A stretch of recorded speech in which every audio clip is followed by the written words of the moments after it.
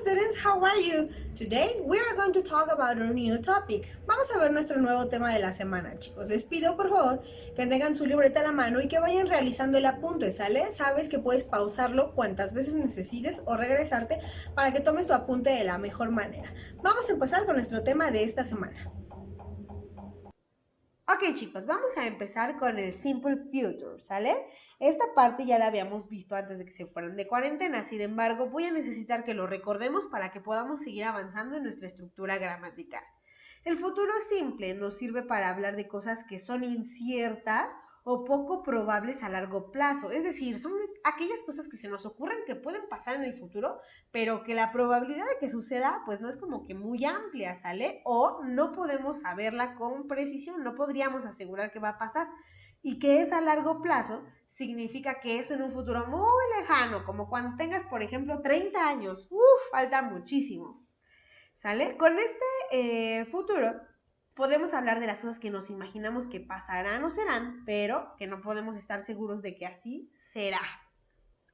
Vamos a revisar nuestro grammar. El primer elemento del grammar es el affirmative, para crear enunciados que sí sucederán o que creemos que sí pasarán.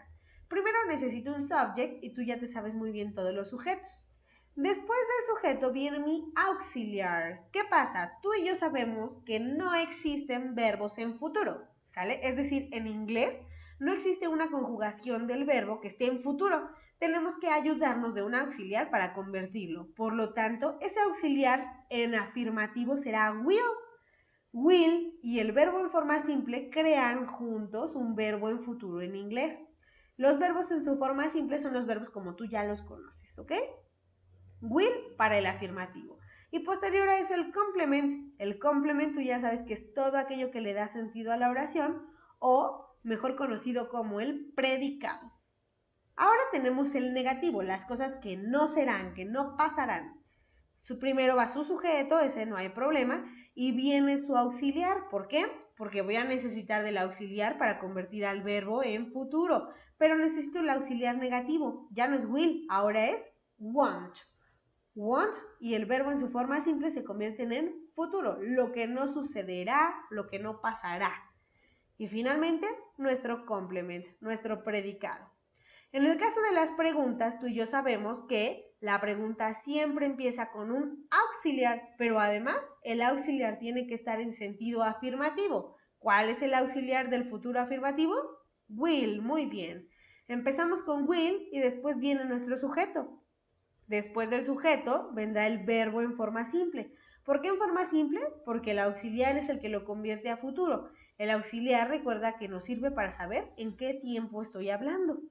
Por último viene un complement y como es pregunta no puede faltar nuestro question mark. Muy importante, recuerda que si no pones el question mark, aun cuando hayas empezado con auxiliar no va a estar correcto, así que no lo olvides porque es bastante importante.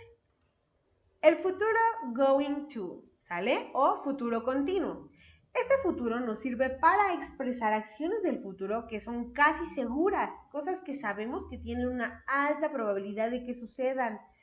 Asimismo, nos ayuda a hablar de un futuro más cercano. ¿Cómo es esto? ¿Sale? Hay algunas cosas del futuro que nosotros sí podemos asegurar, ¿sale? Aun cuando el futuro nunca lo vamos a saber, nunca lo vamos a adivinar porque no somos magos, hay cosas que sabemos que sí van a pasar. Por ejemplo, yo voy a cenar. Probablemente si lo digo en la mañana, la cena es algo que va a venir a futuro, pero como no está muy lejano, lo puedo asegurar. Además es una acción que yo sé que va a pasar. No sé tal vez qué es lo que voy a cenar, no sé si voy a cenar molletes o taquitos al pastor, pero de qué voy a cenar, voy a cenar. Esa es una acción futura que más o menos puedo asegurar, ¿ok? Para este tipo de expresiones vamos a utilizar el going to. La palabra going to significa voy a, ¿sale? Ok, va a depender del sujeto que le pongas. Yo voy a, tú vas a, él va a, nosotros vamos a. Pero ese vamos, va a, es lo que significa going to, ¿sale? No sirve para hablar del futuro, pero además de un futuro cercano. Si voy a cenar, estoy hablando de que es tal vez hoy en la noche. Entonces no está tan lejos como pensar que cuando tengas 40 años, ¿verdad? Que está muy, muy lejos.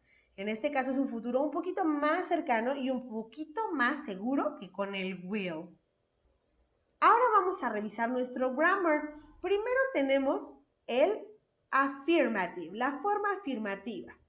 Sabemos que primero empezamos con nuestro sujeto. En este caso, el sujeto va a ser importante identificar si es primera, segunda o tercera persona. ¿Por qué? Porque el primer auxiliar de nuestro grammar va a ser el verb to be. Y ya sabemos que el verb to be depende del sujeto. Primera persona utiliza el verbo to be am. Segunda persona utiliza el verbo to be are. Y tercera persona utiliza el verbo to be is. Recuerda los sujetos y si por algo no te acuerdas muy bien, sabes que en tu libreta está eso hasta el principio de lo que vimos en el ciclo escolar, por si no lo recuerdas. Seguido del verbo to be, voy a tener la palabra going to, que también es nuestro auxiliar en este caso, por eso son dos auxiliares, dos morados, ¿ok? Going to, que es el va a, ¿sale? Y que además nos expresa el tiempo en el que estamos hablando, es decir, futuro. Después de esto, tengo el verbo en su forma simple. Aquí la ventaja es que como no existen verbos en futuro, gracias al going to sabemos que estamos hablando en futuro y nuestro verbo puede ir en su forma simple.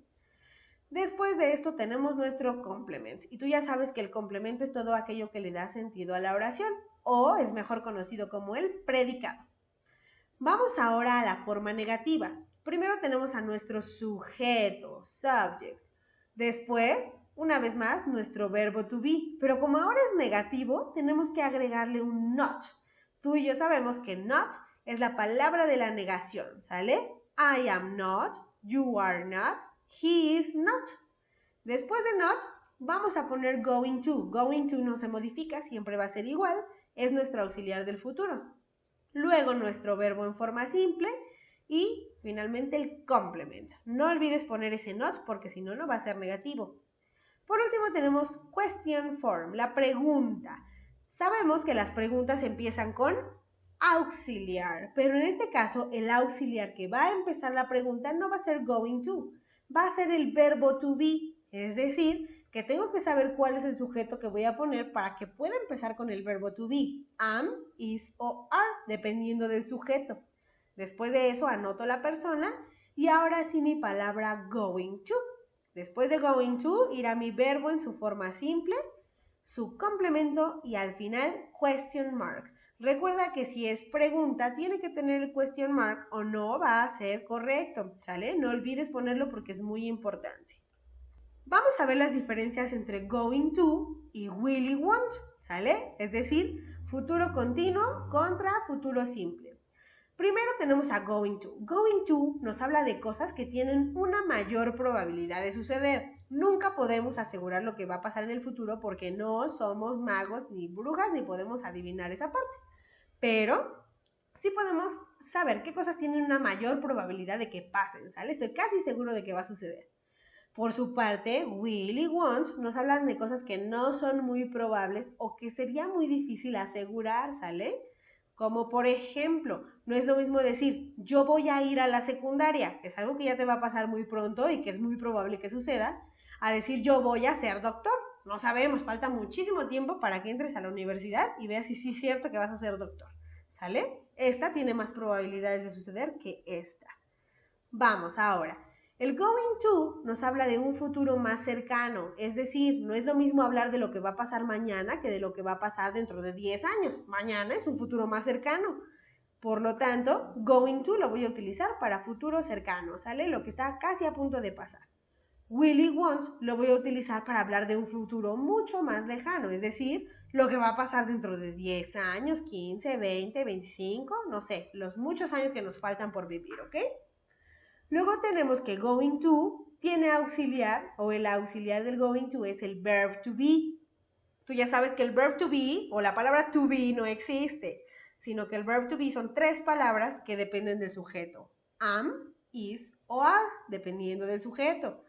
En el caso de el simple future, su auxiliar es will y want, ¿sale? En este caso, ninguno puede tener un verbo en futuro porque no existen. ¿Cómo voy a convertir el verbo a futuro? En este caso del going to, el verbo se utiliza en su forma simple.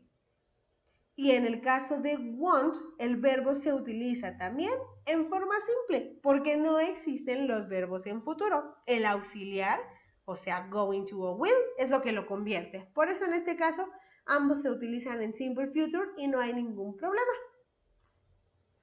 Con esto terminamos de ver las diferencias entre nuestros dos futuros. Para ti no es algo nuevo, ya lo habíamos practicado incluso desde cuarto de primaria que hemos estado trabajando juntos, pero necesito que lo recuerdes porque como ya sabes vamos a empezar con los tiempos perfectos. Hasta ahora conocemos únicamente el presente perfecto, pero vamos a seguir avanzando, así que debemos de recordar muy bien nuestras estructuras básicas para que podamos seguir avanzando en el dominio del idioma. Por lo tanto, en esta ocasión te voy a pedir que tomes mucha atención de este apunte y que si había algo que no había quedado muy claro, lo repitas tantas veces como sea necesario para que dejemos hasta aquí el tema del future. Y bueno chicos, espero que estas diapositivas nos hayan ayudado bastante a poder tomar nuestro apunte, a entender un poquito mejor.